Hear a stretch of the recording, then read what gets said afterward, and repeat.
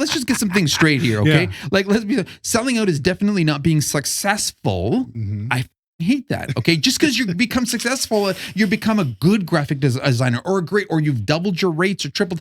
That doesn't mean you're selling out. No. Okay, that means you're getting smarter.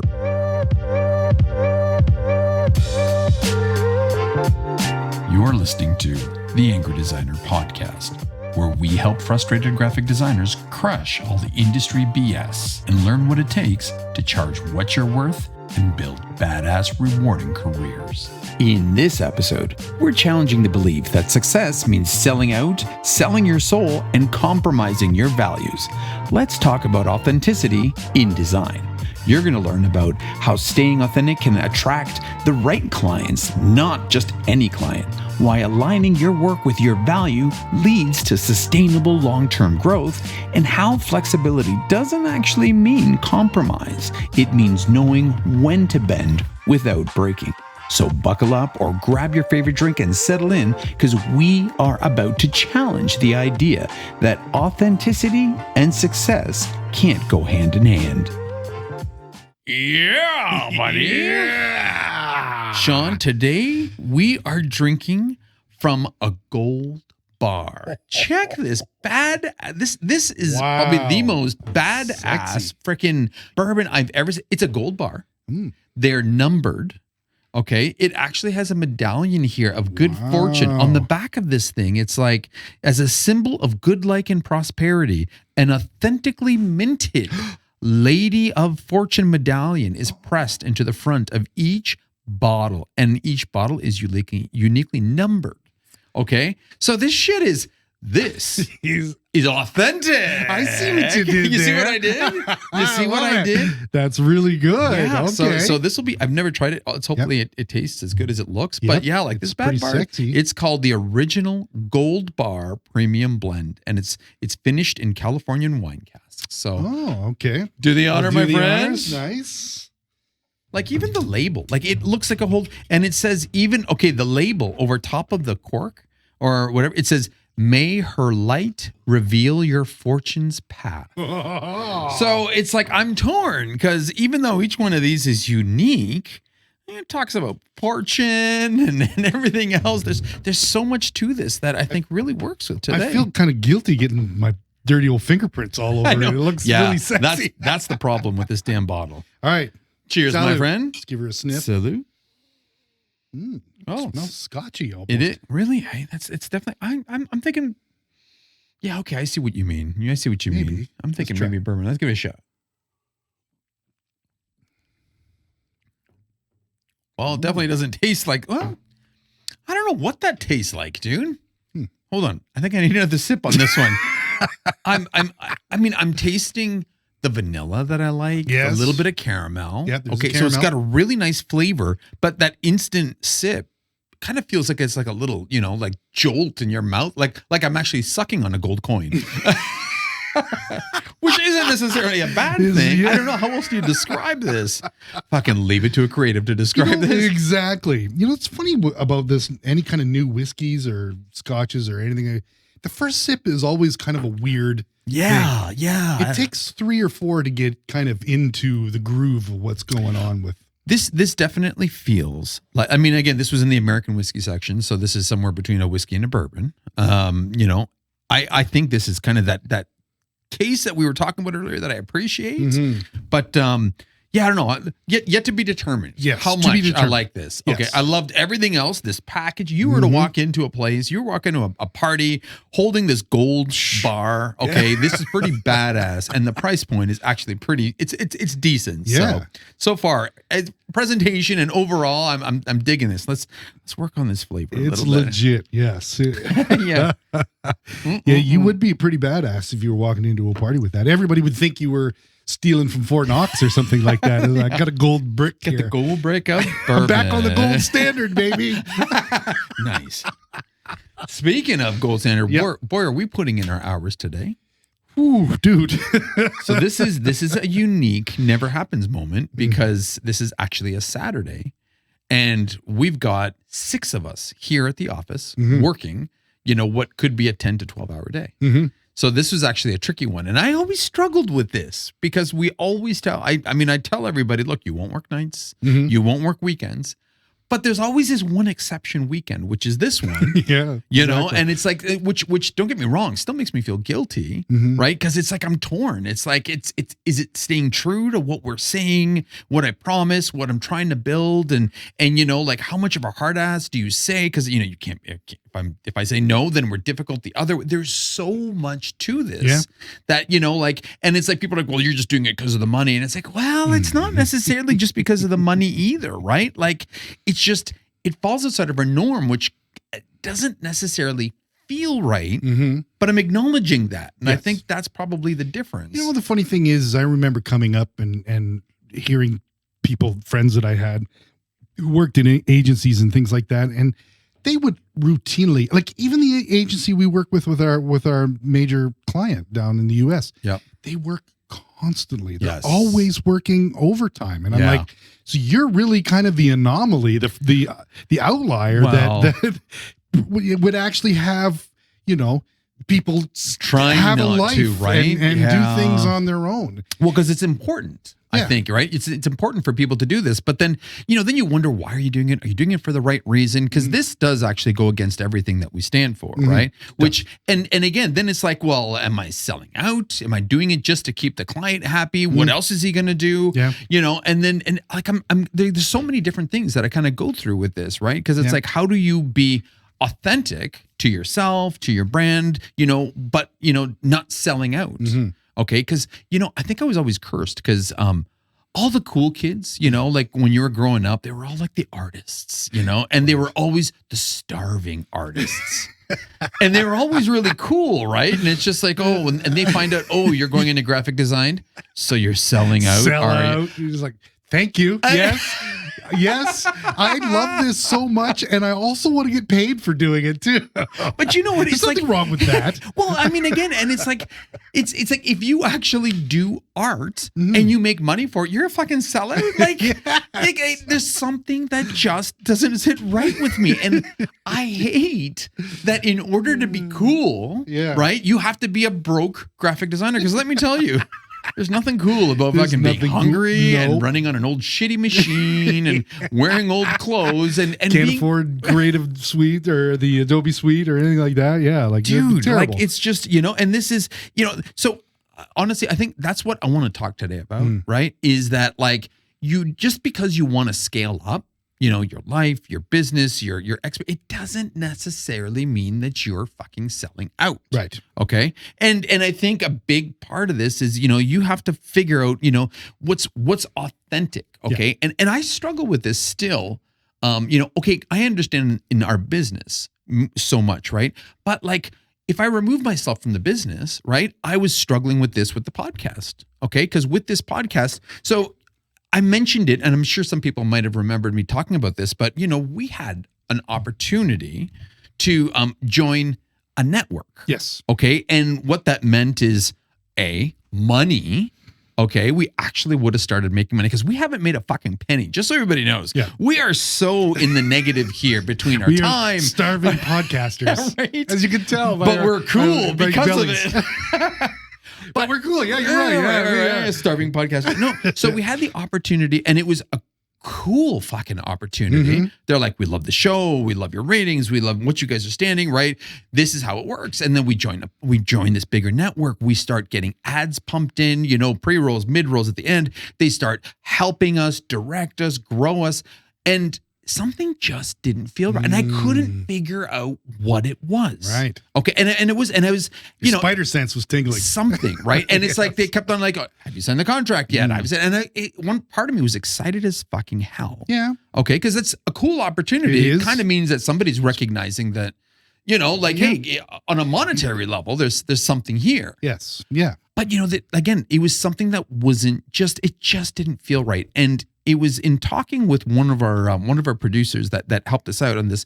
It was the fact that it was just blanket ads, ads that didn't mean anything to us. Right. Ads didn't necessarily mean anything to anybody who's listening to this show, and that felt inauthentic to me. that didn't feel, because I mean, the whole purpose of why we're doing the show is we want to obviously help graphic designers with their struggles. We want to help graphic designers, level up their game. We want to entertain and educate based on our experience, right? This whole thing is worked out and it's planned out, and we have, like a format to do, but that doesn't mean we would sell out. And that's what that felt like. That felt like selling out, because it was just for money and nothing else.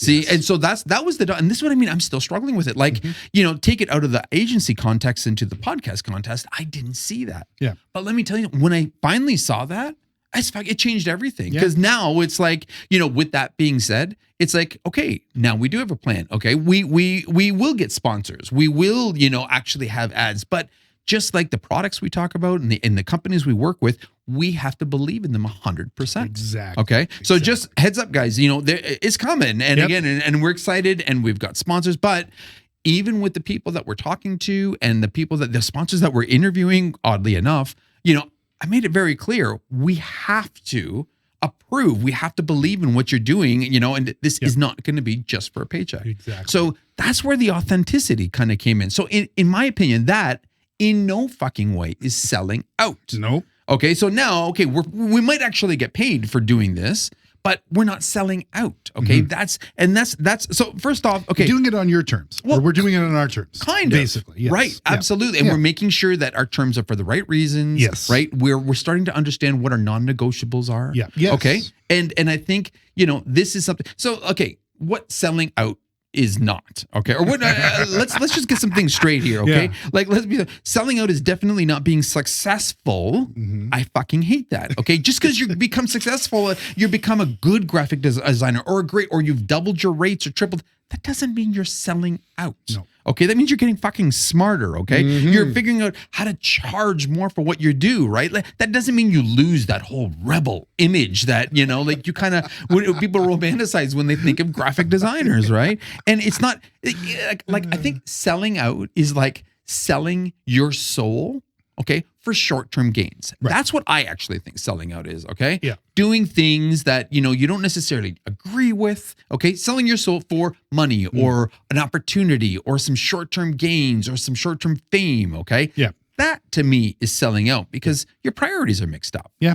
Okay. And, so basically you're compromising your core values, your ethics, your creative vision of what you're trying to build. We talked about this. You're chasing money over meaningful work, right? Which is a gray line because at the beginning, of course, we all just chase money because we want to go. But there comes a point where you can start drawing a line and figure that out. Yeah. Selling out is ignoring, what kind of impact the work that you're doing has on other people or even the ethics of the kind of stuff that you're working on, right?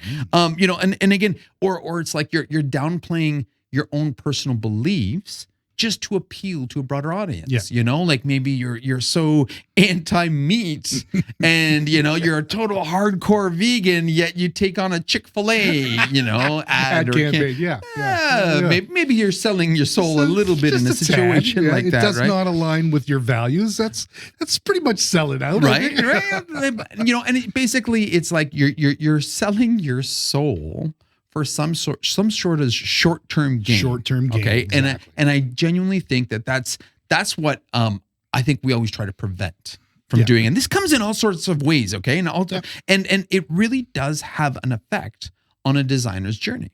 Okay. And it really impacts things long-term, right? Like to be authentic is being true to your values, true to your design style, right? Creating some sort of vision and working towards that vision, right? Playing to it, constantly reviewing it instead of like jumping on trends and jumping on what's cool or, hey, there's a new little segment here, group I want to join, even though they're all a bunch of assholes.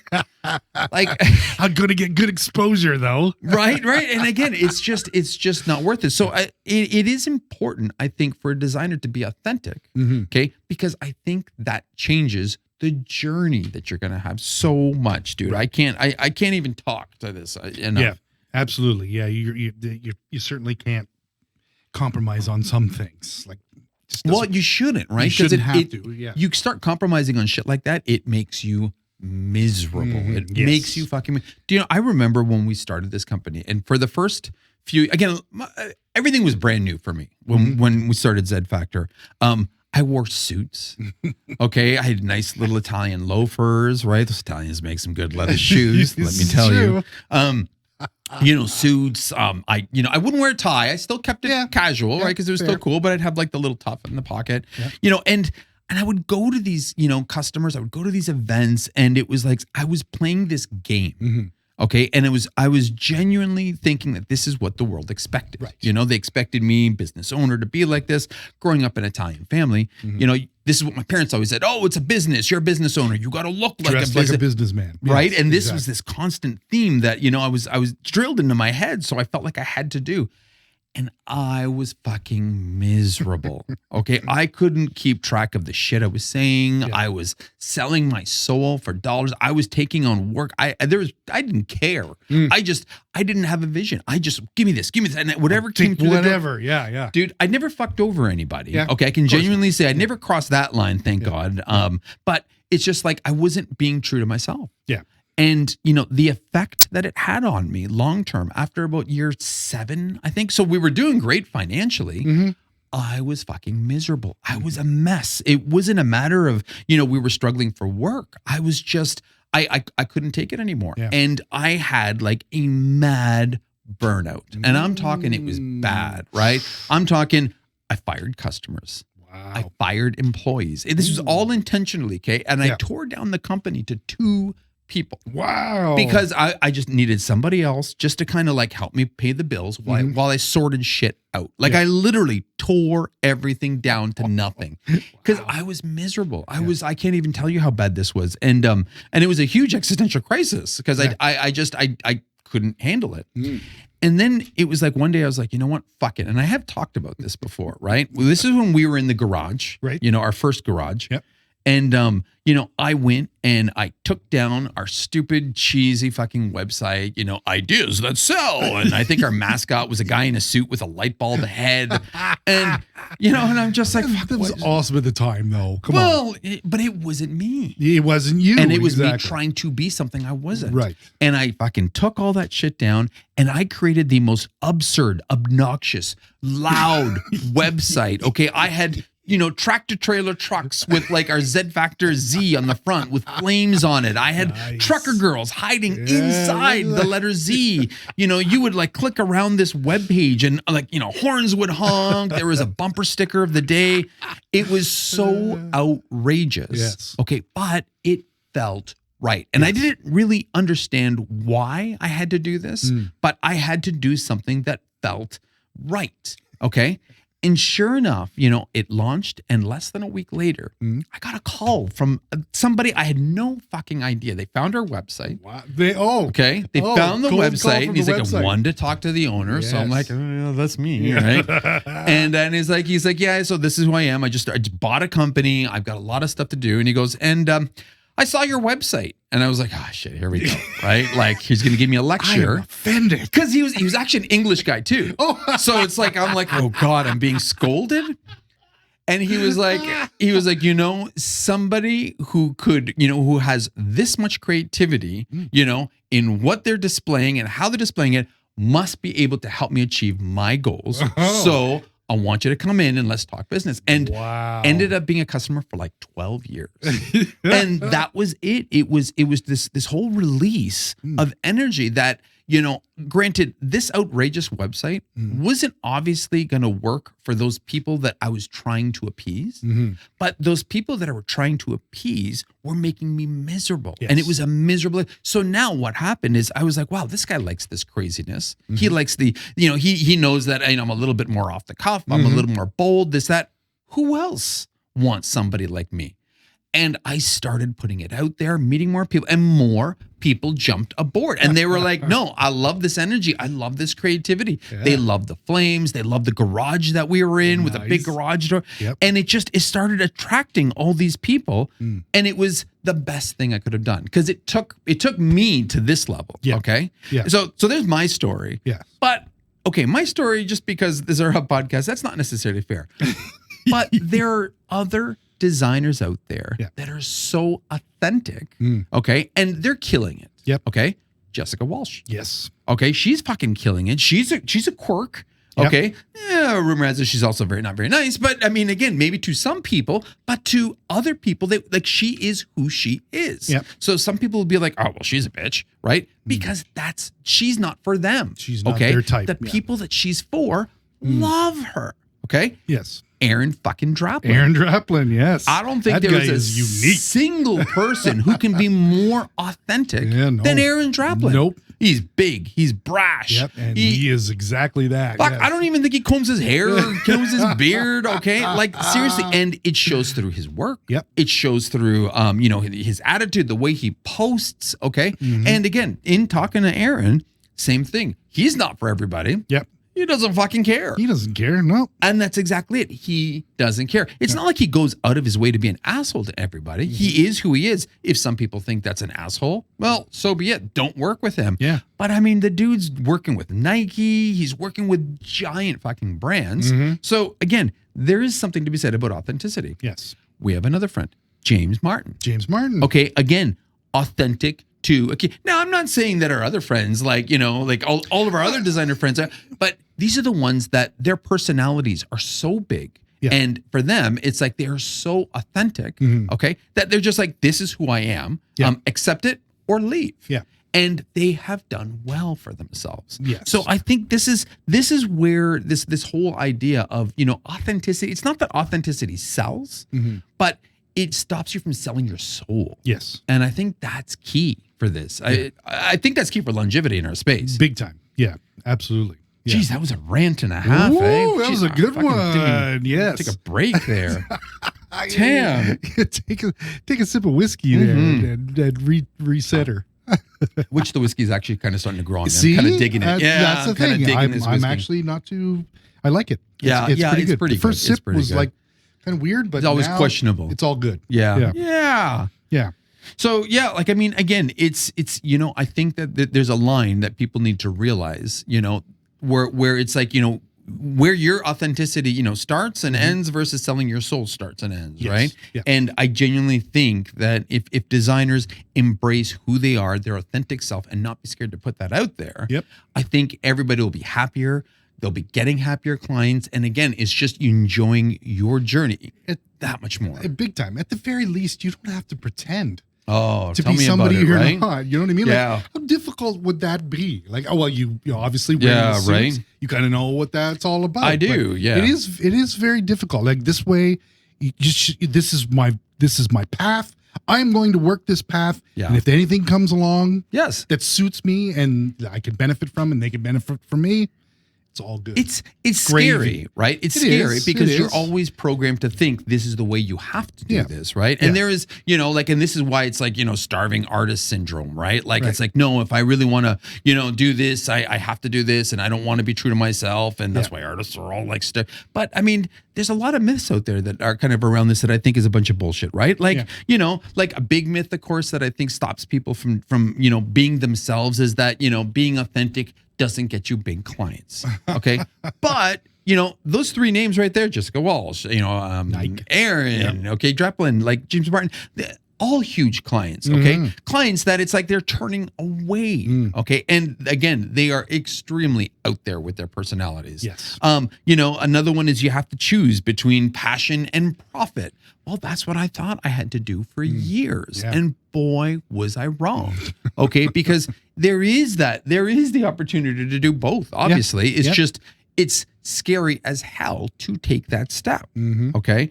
Another concern is that authentic designers, they can't compete with mass appeal. Okay. People like the Draplins of the world. And I'm going to keep using him because I think he's the most authentic out there example, I Yeah. think that we can talk about, right? Yeah. But there are so many other, like James Vittori, right? Here's another guy who's like crazy and out there and is like, doesn't hold back in this, right? And again, he's not starving for work either, right? But the thing is, the fear is that, like on a mass appeal, a lot of people won't like these people. Yes. Okay. And they probably get apprehensive thinking that they're going to, make their market smaller and smaller and smaller. But the problem, just like everybody, how we always talk about niching, same thing with authenticity. There's a huge world of opportunity out there. Okay. And these opportunities are everywhere. Everybody is looking for somebody. And if you look and act like everybody else, okay, that's going to be harder to find customers. Big time. So, sure enough, if I was just another suit guy with a fucking light bulb on my head, okay, it was costing me God knows how much time, energy, money, right? And again, I had to work twice as hard for the same jobs because you had to figure out a way on how to stand out. So no, I think, on a mass appeal level, it's easier to stand out if you are genuine to yourself and what you stand for and who you are, right? Yeah, big time. Authentic people think that, if I'm truly, going to be who I am, I'm going to have the same style and I'm going to get bored with it. But that's kind of bullshit. I mean, that's yourself. It's who you are. How would you get bored with that? Well, exactly, right? Now, while, you might, be known for a style. Again, Aaron Draplin's style is very bold. It's very, very simple lines and it's very distinct. Yeah. But in talking to him, he has all of his other work that it just doesn't make it on there. It doesn't make, because he still has client tailored work. Yes. Right. Because you're not saying no to clients because they don't suit your style. Yes. Right. You're saying no for other reasons, for your values, for your non-negotiables, not just your style. So you can absolutely still explore a world you still have to adapt. Yeah. And that's the thing. That's the key to somebody like him, his adaptability. Right. He still maintains his integrity. Absolutely. Working for Nike. And Nike knows this. And they're not going to ask Aaron Draplin to look like Jessica Walsh. Exactly. Do you know what I mean? Yeah, exactly. No. Exactly. They're not going to do that. And I think the big one is people are always scared that authentic designers, if you're truly authentic and truly go out there and be yourself, you're going to be alone.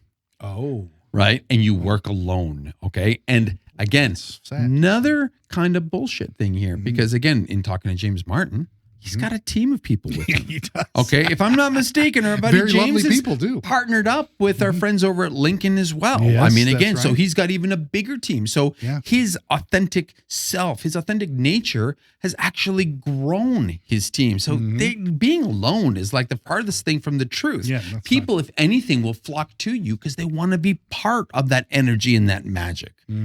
So I think a lot of these myths that we put out there, they might be things that we see in movies and that we grow up thinking, or maybe people like my awesome parents will put on my head, right?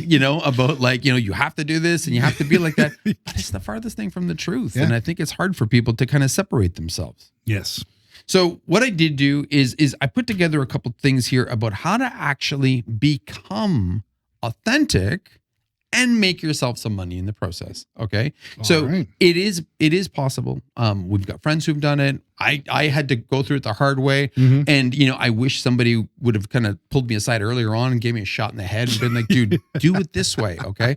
So again, different times, my friend. Right. Different times. So, honestly, the first most important thing is you have to discover what actually makes you authentic. Yes. Okay. And that's really important. This is where you have to be self-aware. You have to actually do some hard thinking, and try to figure out what makes life meaningful for you. Yeah. If you only had a year to work anymore and that's it after that, well, what are the clients you want to work with, right? What is going to be that I'm willing to do this, I'm not willing.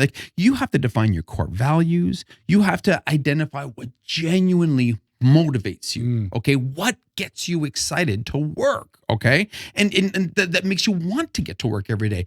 This will prevent that whole daily grind that people burn out for. This prevents people hating their clients, hating their jobs, right? You got to discover and do some soul searching to figure out, what actually means something to you. Yes. Okay. And in this process, you also got to figure out what your non-negotiables are. Okay. Okay. I want to do this, but, I'm not going to cross the line and do this. Okay. You got to write down the type of values you want, the kind of companies you want to work with, the kind of industries you want to work with. And you got to realize that there is some non-negotiables that you don't want to budge with. Right. Yes. And then this is where it's you have to look at yourself. Okay. So this is why I'm saying a really big important part of this is self-awareness, right? And figure this out for yourself, because what happens is, all these parts that you start discovering and looking, and kind of writing out your list, okay, is going to help identify the brand that is truly authentic to you.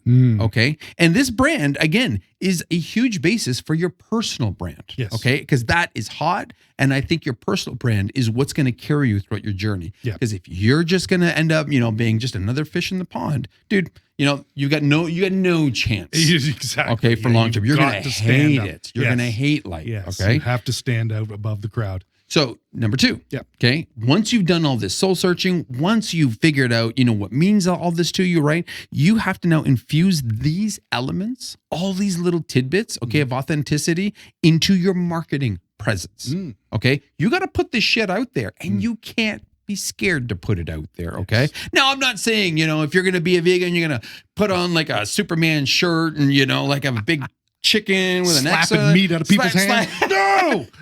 You don't have to be that absurd. I'm not saying that that's your core value, but the thing is, this is where you have to integrate, your values, your beliefs, yourself into little parts of your website and your social media and marketing materials, right? Yeah. Share your story, share your values, right? Your personalities. So this way you start creating this consistent image and you're putting it out there. Yeah. So now this is separating you from the rest of the flock. All right. Yes. You want to developing messaging and visuals that showcase this look, this feel, this presence that you want to put out there. Okay. And again, all platforms like LinkedIn, right? You want to make sure you can mention that. You want to make, finally start looking for things that resonate with you. Yeah. Because it really does have a profound impact to how you approach work. Okay. Yeah. Once you start understanding this.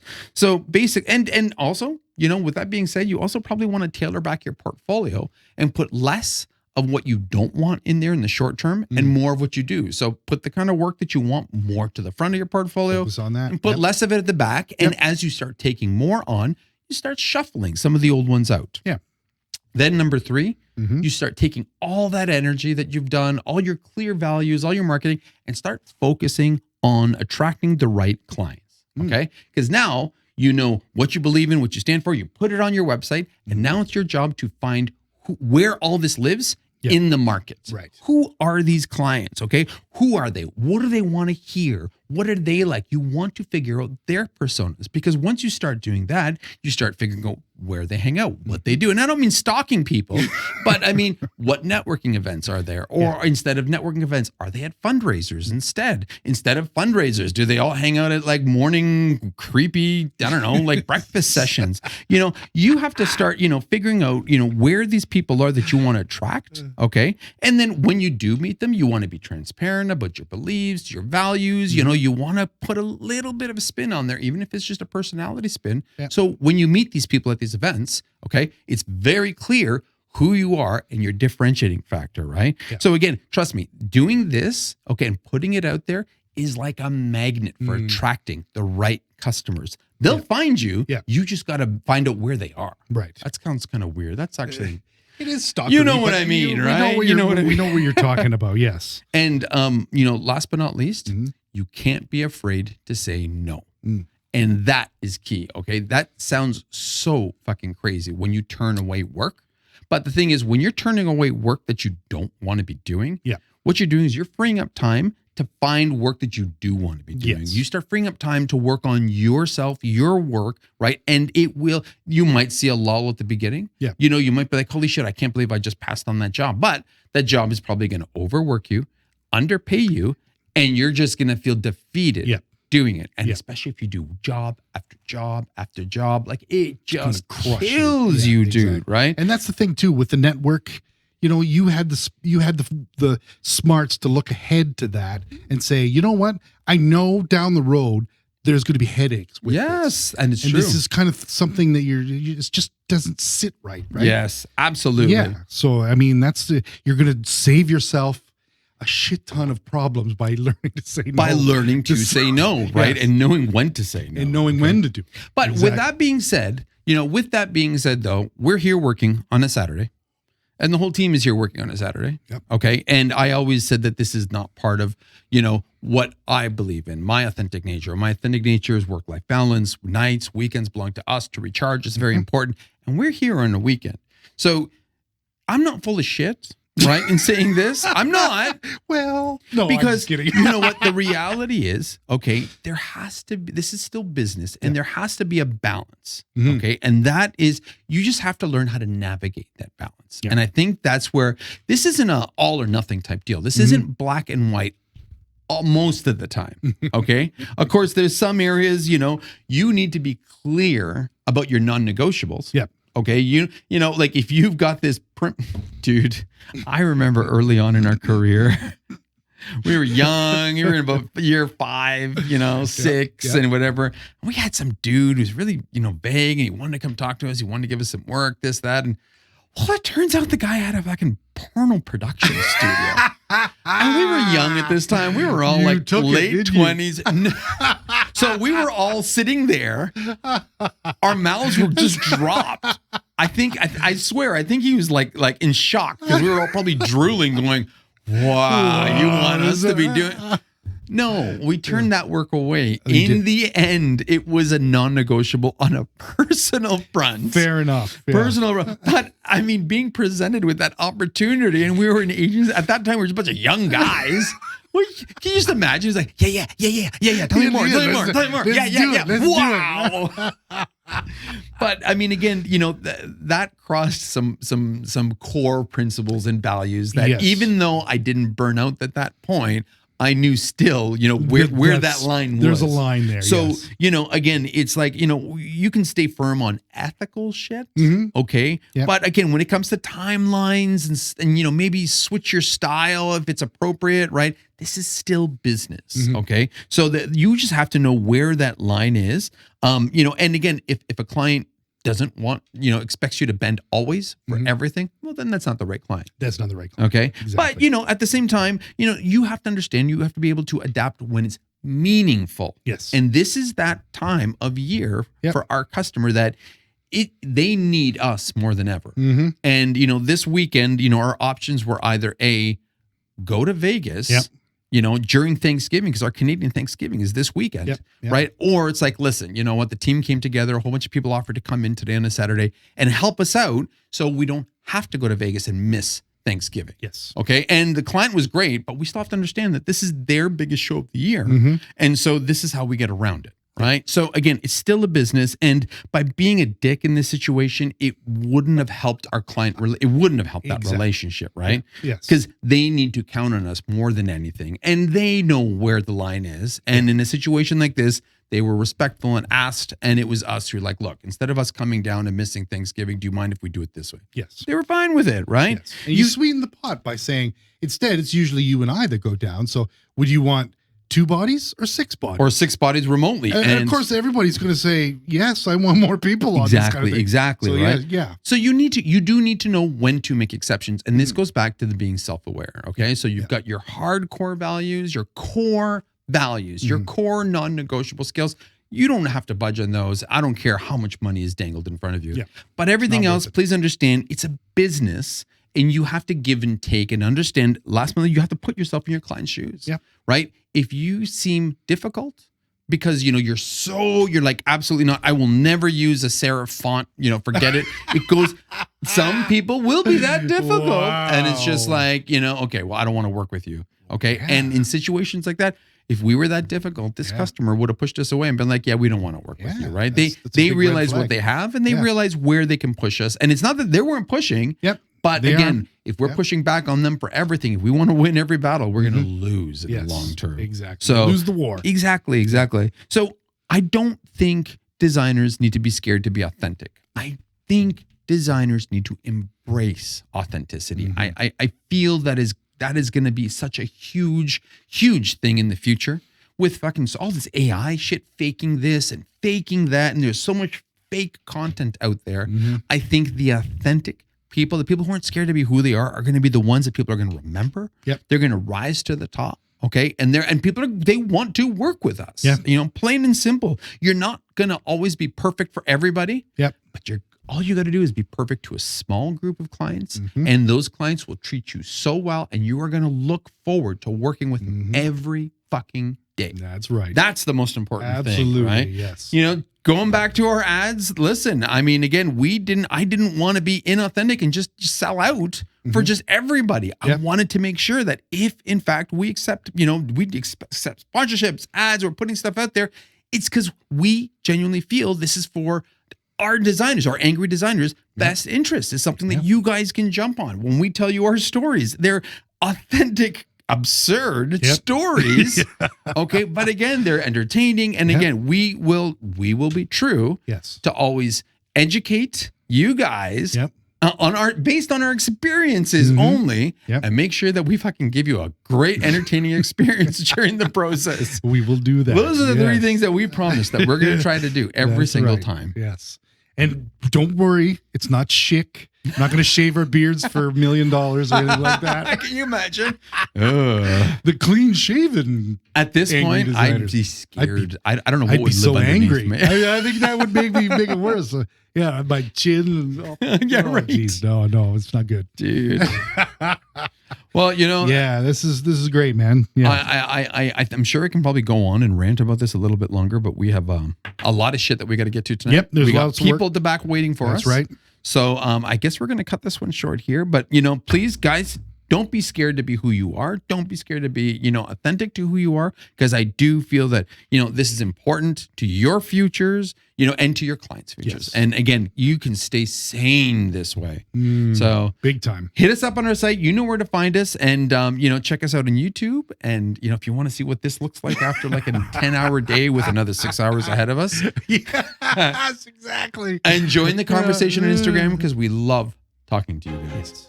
Yes. Cool. Those are awesome. Yeah. All right, everybody. My name is Massimo. My name is Sean. Stay creative. And stay angry. And stay authentic. Peace.